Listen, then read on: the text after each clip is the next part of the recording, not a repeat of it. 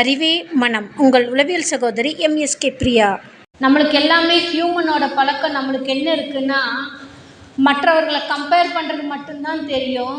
ஆனால் நம்மளை யாரும் கம்பேர் பண்ணக்கூடாதுன்னு ஒரு அறிவை வச்சுருப்போம். நம்ம யார் எது பண்ணாலுமே கமெண்ட் பண்ணி சிரிப்போம், எல்லாம் பண்ணுவோம். ஆனால் நம்மளோட பேரண்ட்ஸோ நம்மளுக்கு கைட் பண்ணுறவங்களோ ஒரு கமெண்ட் பண்ணால் நம்மளால் தாங்கிக்க முடியாது. அவங்கள என்ன பண்ணிடுறோம், ஒதுக்கி வச்சிடுறோம்.